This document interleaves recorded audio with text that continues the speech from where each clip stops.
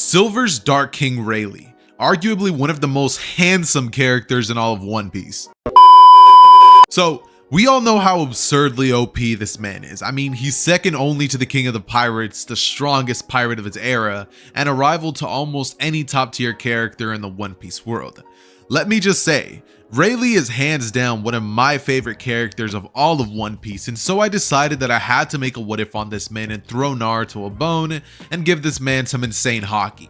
So, this is going to be a 3-part series covering what would happen if Naruto was Rayleigh's reincarnation. Enjoy. Hey Ross, sauce it up.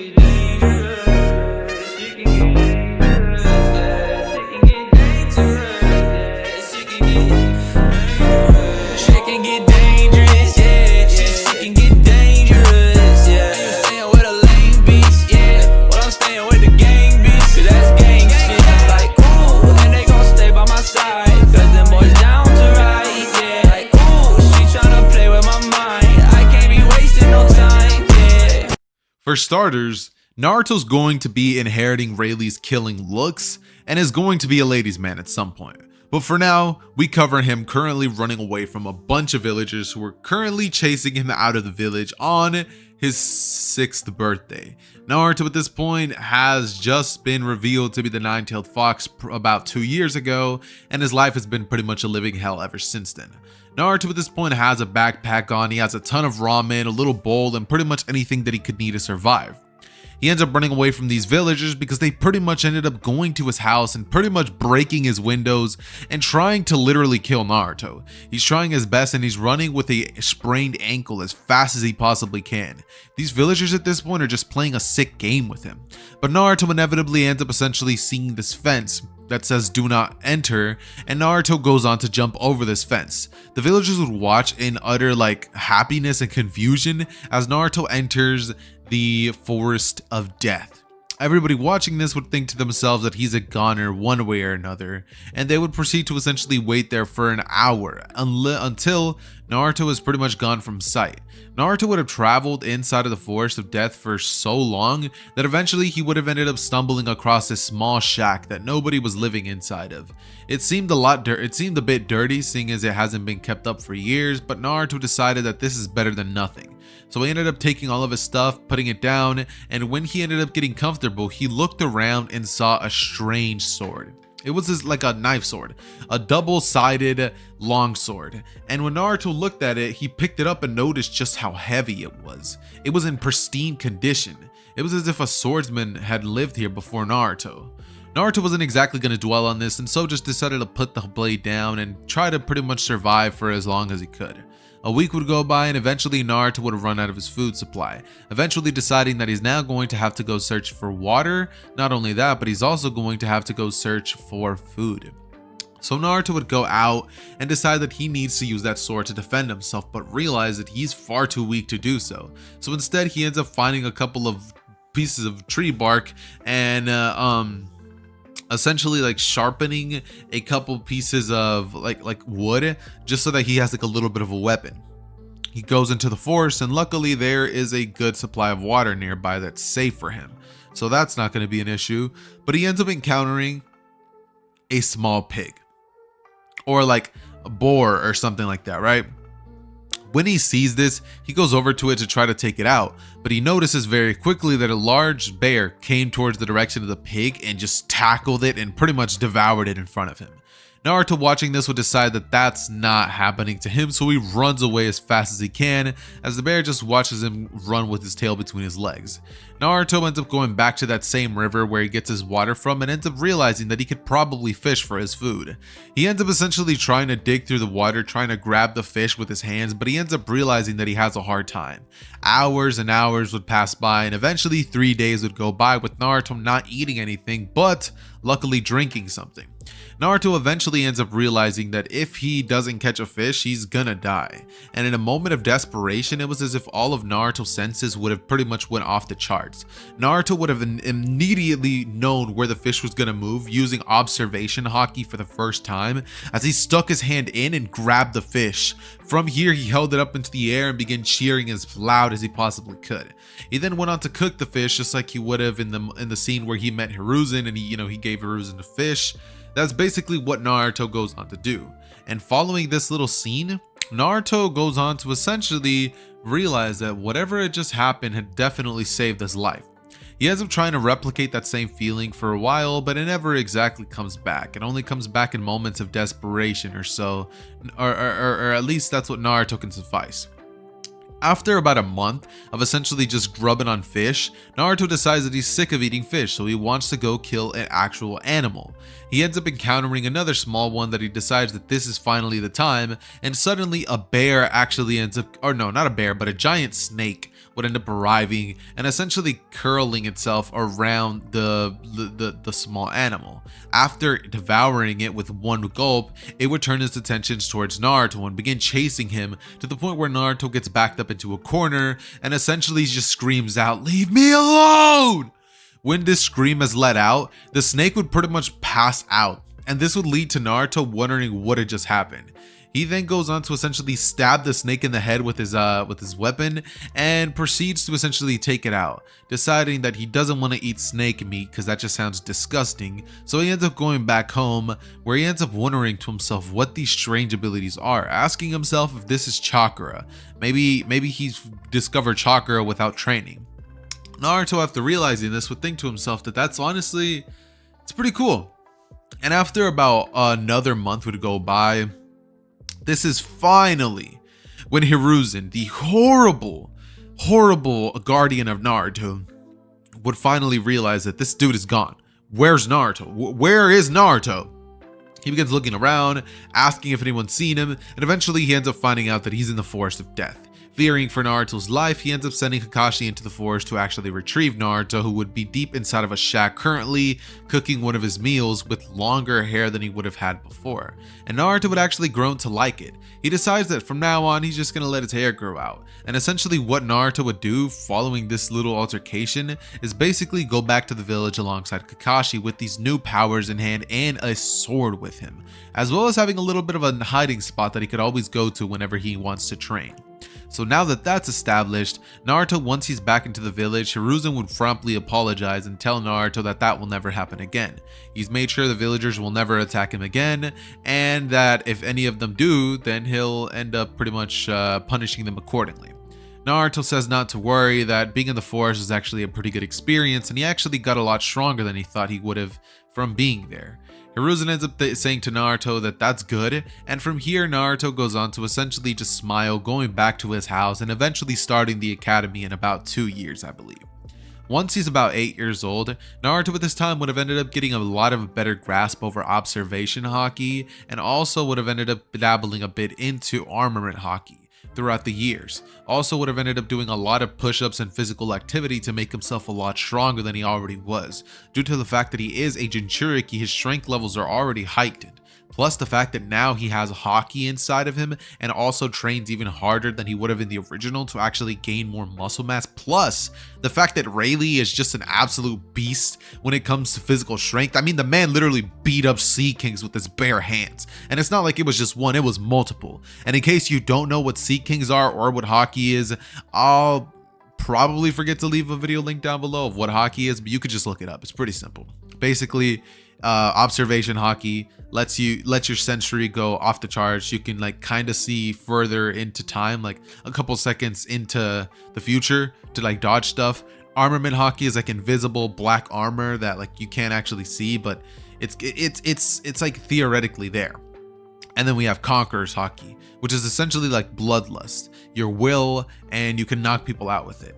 It also helps you fight and stuff like that, and you know, there's a lot of uses for haki all in and of itself. That said though, what basically ends up happening is Naruto, once he enters the academy, would look like a completely different person with different drip than he would have had in the original.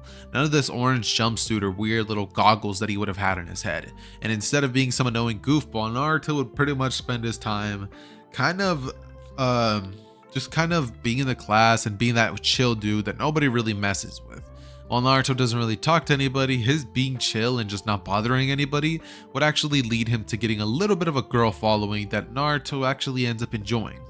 With this, with a couple more years, Naruto's hair would grow a lot longer and his muscle mass would end up increasing to the point where Naruto and Sasuke would pretty much be the biggest rivals of the academy. After a brief time skip to the day where the teams would all be selected, Naruto, Sasuke, and Sakura would all be assigned onto Team 7. And Naruto wouldn't have even been tricked by Mizuki about the little mission to take the scroll or any of that, just due to the fact that Naruto was not about to fall for that, plus he actually passed the academy this time.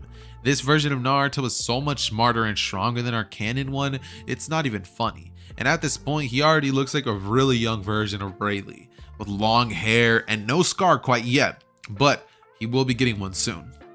And, you know, glasses to go along with the look. He has this really cool purple drip that he likes to use, and the girls, they love it.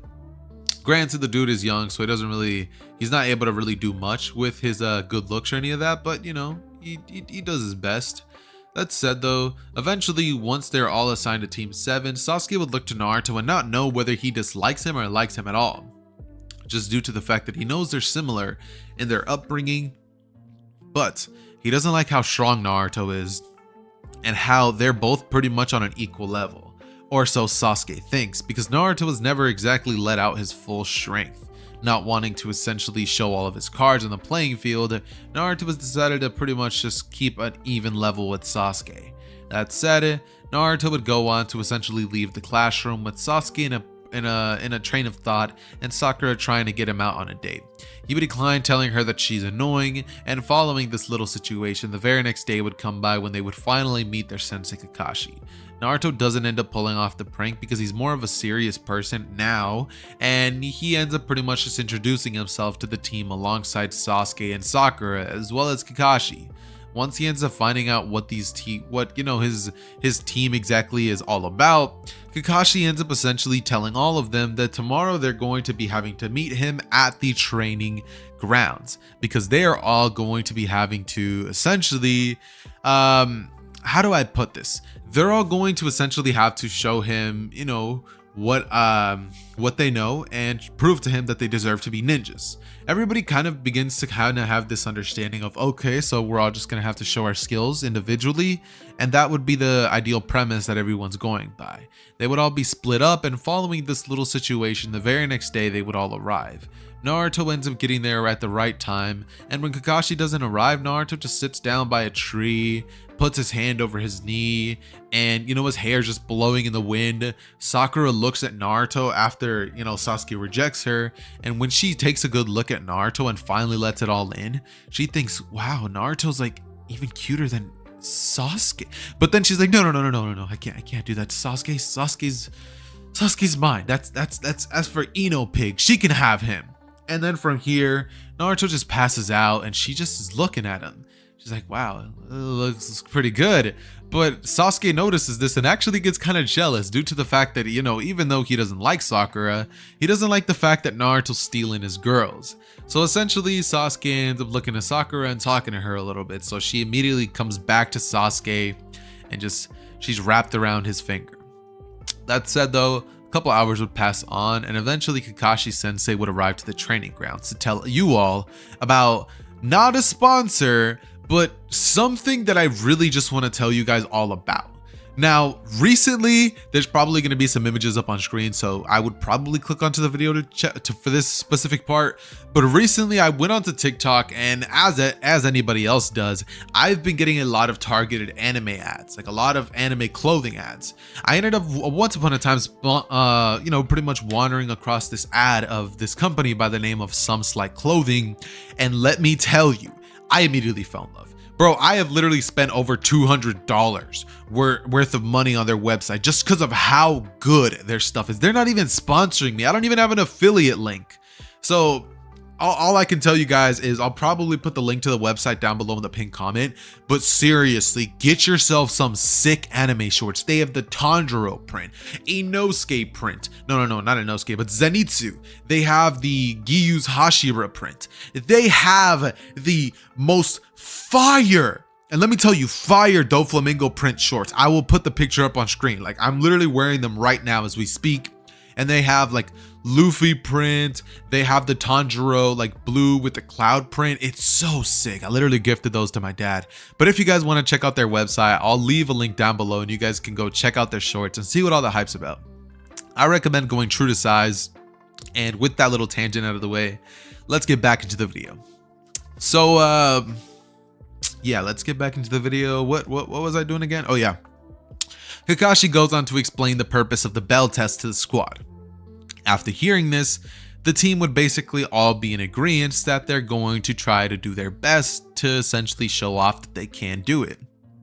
Naruto decides that maybe this might be the time to show a little bit more of his cards on the table. And so Naruto decides to actively just stand right there, like not even go to hide like Sasuke and Sakura would. As Kakashi takes notice of this with his book in his hand, he looks up and asks if he's gonna do anything. Naruto just stands there and says, I don't know. And from here, Naruto goes on to reach for this back as he takes this long sword out and pretty much ends up holding it towards Kakashi, as he then proceeds to say, "You ready, old man?" And Kakashi looks to him and thinks, I'm not even that old. But from here, Naruto lunges at him and swings his sword, to which Kakashi jumps back easily and then takes a kunai out to, no kunai, matter of fact, no kunai. Kakashi goes on to essentially just jump back and dodge it without even looking up from his book.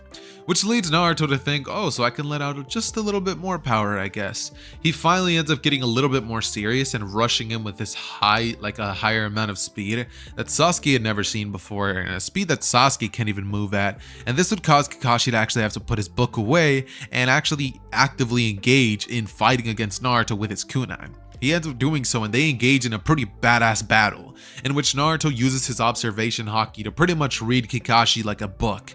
Eventually, Kakashi realizes that Naruto's sensory capabilities are off the charts, and he ends up inevitably revealing his Sharingan, going on to pretty much start actually decimating Naruto when it comes to the hand-to-hand fighting stuff. Naruto eventually, once he starts getting hit more and more by Kakashi, would actually kick Kakashi away, and Kakashi lunges in towards Naruto as he goes on to swipe at Naruto with a kunai. When he does this, Naruto would close his eye, and Kakashi, might I add, by accident would end up slashing one of Naruto's eyes. Not exactly getting rid of it, but just leaving him a scar. When Naruto does this, he pretty much goes on to go down on the ground and be like, "My eye!" And Kakashi, he looks towards Naruto. He's like, "Are you okay, Naruto?"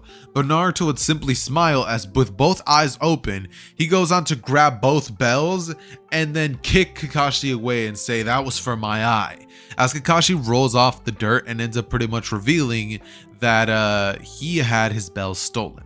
He looks at his bells and is just thinking, this kid is impressive. Naruto then looks to Sasuke and Sakura as he would then say, "You guys can come out now. The test is done, we passed." As he then goes on to toss one to Sakura, and he tosses one to Sasuke, saying that that's it, right? As Kakashi would then go on to say, no, they actually failed. The purpose of this whole thing was something else that they didn't even understand, and that, they didn't even work together. Naruto says, "Oh, that sounds good then. I'll just go back to the academy. These two can pass without me, it doesn't matter." And after hearing those words from Naruto's mouth, Kakashi thinks about it a bit, realizing, you know what, maybe this team might be worth it after all, and he ends up deciding that they will pass. He then goes on to inform them that from now on, they are going to be known as Team 7, and they're now going to inevitably start going on D-rank missions for about 2 weeks before inevitably they get assigned to the Bridge Builder Tazuna Protection mission, which ends up going down just like many of you guys would expect. They meet him, he talks a little bit of smack on them, he looks at Naruto and tells him, "Oi mate, your hairline is clapped."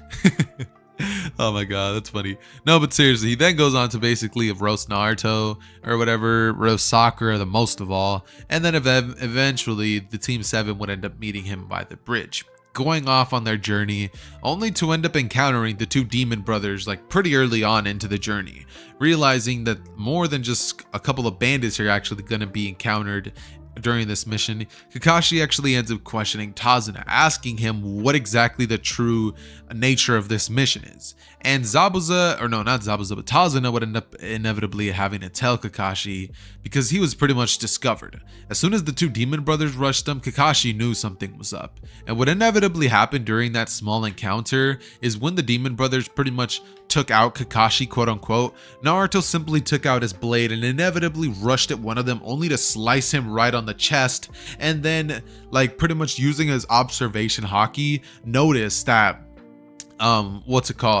that one of the demon brothers was about to attack Sakura, but Sasuke got in the way and protected her. Looking like a total badass, Naruto would have a smirk on his face as he then landed on the ground and Kakashi revealed himself to be there. Following this little situation, they go on to continue with the trip after the Team 7 goes on to say that they want to continue, and after Kakashi not really having any objections to this, they all end up inevitably going on with the mission, going on to essentially say that they're just going to try their best and hopefully they don't run into anyone too dangerous. About an hour into the mission happens, inevitably we get this fog that ends up arriving all over the place, and when this happens, a gigantic blade comes in, faster than anybody can see.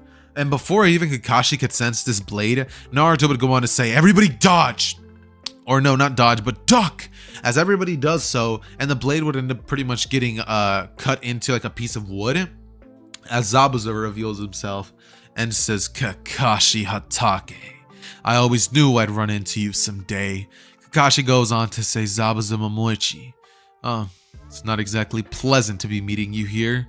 And then from here, Zabuza goes on to essentially just toy with Team 7 for a bit until eventually Kakashi goes on to tell the team that he's gonna actually try this time. And he's going to, pretty much be defending them, just telling Naruto and Sasuke to protect the bridge builder. Naruto and Sasuke looked at Tazuna as they would say, "Right," and Kakashi would then say, "Let's get this on then."